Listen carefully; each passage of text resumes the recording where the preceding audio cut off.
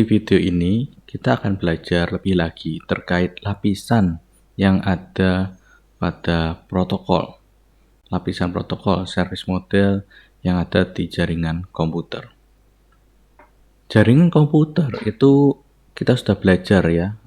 Dia strukturnya kompleks sekali. Jadi ada banyak komponen dalam jaringan komputer, antara lain host atau end system, lalu ada router, ada juga link yang menghubungkan host dengan router, router dengan router, ya, dengan menggunakan berbagai macam media. Lalu aplikasi-aplikasi yang ada, protokol-protokol untuk berkomunikasi, hardware dan juga software. Pertanyaannya, apakah ada cara untuk mengorganisasi, untuk menyusun struktur dari jaringan tersebut? Contoh, pada pengorganisasian ketika kita akan traveling menggunakan pesawat terbang. Nah, kira-kira prosesnya apa saja? Urut-urutannya, prosedurnya. Yang pertama kali, kita pasti harus beli tiket terlebih dahulu. Lalu berikutnya, barang bawaan kita akan diperiksa di bandara. Setelah itu, kita pergi ke gate, ke boarding gate. Barang-barang kita yang sudah dicek, itu juga akan dibawa oleh petugas maskapai untuk masuk ke dalam pesawat yang akan kita naiki. Setelah itu, pesawat akan bersiap-siap untuk lepas landas di lapangan pacu bandara. Jadi, setelah pesawat terbang itu lepas landas dari bandara, pilotnya itu akan mengemudikan pesawat itu mencari rute agar bisa mencapai destinasinya. Jadi, selama berada di udara, penumpangnya itu kan tidak bisa melakukan apa-apa. Misalkan kita naik di atas pesawat, yang bisa kita lakukan itu apa? Mungkin membaca buku, lalu bermain, menonton hiburan, movie yang ada di pesawat, atau mungkin beristirahat, tidur. Tidak ada kegiatan lain yang bisa dilakukan. Tapi oleh pilot, pesawat itu akan terus-menerus melakukan pengecekan rute. Apakah pesawat itu telah terbang di rute yang bisa menuju ke tujuannya. Sama halnya ketika pesawat itu akan mendarat. Ketika pesawat akan mendarat, pilot itu juga akan mencarikan rute mendarat yang tepat, jadi tidak sembarangan. Ya, jadi untuk bisa mendarat di landasan bandara itu, pilot itu juga harus mencari arah yang tepat. Jadi setelah pesawat mendarat, nah pintu pesawat itu akan terbuka. Bagasi itu akan dikeluarkan oleh para kru. Kita mengambil bagasi, lalu kalau misalkan ternyata ada masalah dengan bagasi kita bisa mengajukan komplain dengan cara apa? Dengan menunjukkan tiket kita. Nah, jadi kita bisa lihat dalam sekali perjalanan dengan menggunakan pesawat terbang, itu ada beberapa langkah yang perlu dilakukan. Dan langkah-langkah ini ada beberapa servis juga yang disediakan. Servisnya tahu dari mana? Ini tadi, pembelian tiket, pengecekan bagasi, lalu masuk ke pesawat, dan juga loading barang-barang bagasi kita tadi itu. Lalu kita keluar dari gates, kita keluar dari pesawat, barang-barang bagasi kita itu juga dikeluarkan dari pesawat. Lalu kita melakukan proses klaim bagasi, mengambil barang bagasi kita. Kalau ada masalah, kita mengajukan proses komplain. Nah, ini kita bisa lihat tiket purchase, tiket komplain, baggage check, baggage claim, gate load, gate unload, runway take off, lalu ada runway landing, airplane routing. Ya, ini kita bisa lihat layer per layer. Hubungannya layer per layer itu dari mana? Didasarkan pada service apa yang diberikan di masing-masing layer. Nah, setiap layer itu mereka mengimplementasikan service tersendiri. Sekarang mari kita lihat lebih detail. Ya, yang pertama di bagian tiket purchase dan tiket komplain. Nah, ini ada jasa ticketing yang nanti akan membantu baik itu pembelian maupun masalah komplain terkait tiket. Lalu ada baggage service. Proses pengecekan bagasi ketika kita menyerahkan bagasi kita ke kru untuk dimasukkan ke dalam bagasi pesawat. Lalu ada klaim barang bagasi. Sama, itu dilakukan oleh baggage service, oleh layer baggage service. Lalu ketika kita masuk ke dalam pesawat dan kita keluar dari pesawat, barang kita masuk ke dalam pesawat, barang bagasi masuk ke dalam pesawat, dan barang bagasi dikeluarkan dari pesawat. Nah, itu dilakukan oleh petugas gate service. Lalu runway take off, runway landing itu runway service. Lalu airplane routing itu dilakukan oleh routing service. Setiap layer ini mereka memiliki service masing-masing, dan setiap service yang ada, service yang atas itu juga berdasarkan mereka mengandalkan service yang diberikan oleh layer sebelumnya. Pertanyaannya sekarang, coba deskripsikan dengan kata-kata sendiri service apa saja yang diberikan di setiap layer yang ada di gambar ini. Mengapa dibutuhkan pembagian lapisan atau layering dalam jaringan komputer? Karena jaringan komputer sendiri itu merupakan suatu jaringan, suatu struktur yang kompleks. Sistemnya itu kompleks. Ada banyak komponen yang terlibat yang saling terhubung satu sama lain. Sehingga dibutuhkan suatu mekanisme yang dapat membagi, yang dapat membedakan layanan apa saja yang bisa diberikan, yang bisa dilakukan oleh masing-masing lapisannya. Layering ini itu dia bisa menunjukkan struktur yang secara eksplisit, yang secara langsung bisa kelihatan bagian sistem apa yang terlibat dalam suatu proses, komponen apa yang terlibat, layanan apa yang diberikan. Jadi dengan adanya layering ini strukturnya itu kelihatan jelas. Kita bisa dengan jelas melakukan identifikasi, melihat relasi antar komponen-komponen sistem yang kompleks itu. Lalu dengan membagi struktur yang kompleks itu ke dalam lapisan-lapisan, ke dalam layers, itu kita bisa memodularisasi setiap komponen yang ada. Itu bisa mempermudah maintenance. Contohnya, misalkan di analogi pesawat tadi, kalau misalkan ada yang bermasalah pada bagian baggage service, ini kelihatan kita hanya perlu maintenance, kita hanya perlu mencari permasalahan yang ada pada baggage service, lalu mencari solusinya. Tidak akan terlalu mengganggu layer yang lain. Ya meskipun sedikit banyak ya, karena masing-masing layer ini pasti akan bergantung satu sama lain ya, dengan satu layer yang sebelumnya. Nah, tapi kita bisa langsung tahu permasalahannya di mana dengan membagi layer-layer lapisan-lapisan service ini ke dalam lapisan yang terpisah. Lalu kalau misalkan kita butuh mengupdate, memodifikasi sistem yang sedang berjalan, itu juga akan lebih mudah. Jika ada perubahan pada implementasi layanan di sebuah layer, perubahan itu akan dapat terlihat dengan jelas di sistem-sistem yang lain yang berkaitan.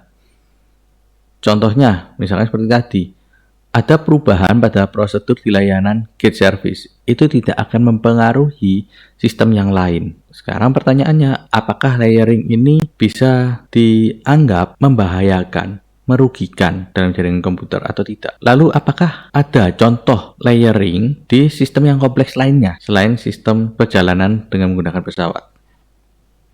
Sama halnya dengan sistem perjalanan menggunakan pesawat. Layanan di jaringan komputer itu juga perlu dibagi-bagi dalam lapisan yang terpisah, karena tadi itu strukturnya kompleks sekali. Jadi perlu ada pembagian perbedaan service antar lapisannya. Normalnya ada 5 lapisan. Bisa kita lihat di gambar ini, ada application layer, transport layer, network layer, link layer, dan physical layer. Application layer itu untuk mendukung aplikasi yang menggunakan jaringan komputer. Contohnya IMAP, SMTP, HTTP, HTTPS. Nah, itu contoh di application layer. Lalu layer yang kedua, transport layer. Transport layer itu fungsinya untuk memproses transfer data. Biasanya ada 2 protokol di transport layer ini. Ada TCP, ada juga UDP. Lalu layer ketiga itu network layer. Network layer itu mengatur mekanisme routing, penentuan alur dari datagram yang akan dikirim dari sumber, dari source host, dari source end system ke destinasinya, ke tujuannya. Nah, bagaimana network layer ini bisa mengatur rute yang ada? Ada 2 mekanisme yang bisa digunakan. Yang pertama, menggunakan IP, Internet Protocol. Dan yang kedua, routing protocol. Jadi IP itu menunjukkan alamat, tujuan, dan asal. Routing protocol itu menunjukkan rutenya nanti yang harus dilalui. Lalu layer berikutnya link layer. Link layer itu mengatur data transfer antara komponen dalam jaringan komputer yang saling berhubungan, yang berdekatan satu sama lain. Di link layer ini kita bisa melihat contohnya Ethernet, lalu protokol 802.11 atau Wi-Fi, lalu ada juga PPP, lalu layer yang terakhir physical layer. Physical layer itu merupakan bits atau datanya yang dikirimkan ya. Jadi bits on the wire, data yang dikirimkan di sebuah jaringan. Nah, ini kalau kita lihat secara mendetail ya, apa yang terjadi dalam sebuah jaringan komputer ketika sebuah pesan itu dikirimkan. Di sini kita bisa lihat ada sebuah source. Data yang akan dikirimkan itu message. Biasanya disimbolkan dengan M. Kalau kita membaca protokol jaringan komputer, message itu M. Jadi message, misalkan kita mengirimkan email. Message-nya itu apa? Ya isi dari email kita itu, keseluruhan. Ya, subject, body, email.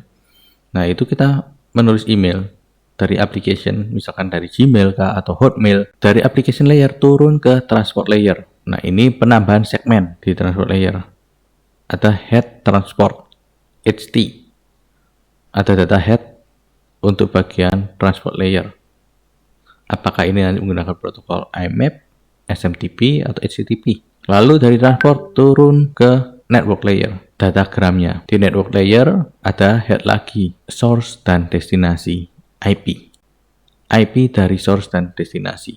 Lalu dari network layer dikirimkan ke link layer. Di link layer itu diberikan frame, apakah ini nanti dikirim via Ethernet atau Wi-Fi. Lalu turun ke physical layer, bitsnya dikirim, bits dari source masuk ke misalkan ke switch, sama dari switch ini physical masuk ke physical dulu, jadi tidak mungkin dari physical langsung masuk ke link. Jadi layer yang sama itu akan masuk ke layer yang sama. Kenapa kok switch ini hanya 2 layer saja, link dan physical, tidak ada network transfer application? Itu berkaitan dengan struktur dari hardware-nya dan kegunaan dari mesinnya. Jadi dari physical layer dari source masuk ke physical layer di switch, lalu dari physical layer switch naik ke link layer switch, dari link layer switch ditambahkan lagi headnya ya, informasinya dari switch dibaca, apakah itu datanya ditransfer via Ethernet atau secara Wi-Fi, lalu dikirimkan ke physical layer, bitsnya dikirimkan lagi dari switch menuju ke router. Sama, router masuk ke physical layer router, naik ke link layer router, lalu naik ke network layer router. Di network layer router ini akan dibaca. Tujuannya itu di mana? Tujuan dari data ini. Kalau ternyata tempat ini masih belum merupakan tujuan, akhirnya dia akan membaca dari routing table-nya. Harus diarahkan kemana? Oke, dari network layer router turun lagi ke link layer, ke physical, masuk sampai ke tujuan. Sama, masuknya dari physical, naik ke link, naik ke network, dicocokkan apakah IP destinasinya sudah sama atau belum. Kalau sudah, masuk ke transport layer, disesuaikan decoding dari datanya, lalu naik ke application layer, dan message itu nanti bisa dibuka lagi. Ya, ini animasinya. Masuk ke link naik ke network, dibaca data header networknya, IP address-nya apakah sudah sama, lalu masuk ke transport protokol, transport layer, dilihat juga protokolnya didecode dengan menggunakan protokol yang sesuai, lalu di application layer message-nya itu bisa dibaca. Nah, ISO atau OSI reference model, di sini ada 2 layer yang sebenarnya tidak termasuk di dalam Internet Protocol Stack. 2 layer itu adalah presentation layer dan session layer.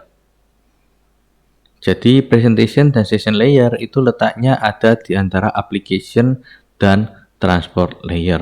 Jadi presentation layer itu apa? Presentation layer itu gunaannya itu mengizinkan aplikasi yang layer aplikasi yang di atasnya untuk menginterpretasikan arti dari data tersebut. Misalkan kalau ada mekanisme enkripsi terhadap data yang dikirim, apakah datanya terenkript atau tidak. Kalau misalkan datanya terenkript, berarti butuh di decrypt terlebih dahulu sebelum bisa dibuka. Lalu apakah datanya itu dalam bentuk terkompres? Kalau datanya terkompres harus di dekompres. Atau data tersebut itu merupakan data yang khusus agar hanya dapat dibaca oleh mesin saja, bukan human readable content. Nah, itu presentation layer. Lalu ada session layer. Session layer itu fungsinya untuk sinkronisasi, checkpoint, dan juga untuk recovery dari proses pertukaran data yang terjadi dari source dan destinasi ya. Di internet stack itu tidak ada dua layer ini, presentation dan session layer. Kalau misalkan layanan yang disebutkan di presentation dan session layer ini dibutuhkan, maka layanan dari dua layer ini, presentation layer dan session layer, itu harus diimplementasikan di level application layer. Sekarang apakah mekanisme ini dibutuhkan? Jadi inilah yang disebut 7 layer OSI atau 7 OSI layer dalam jaringan komputer.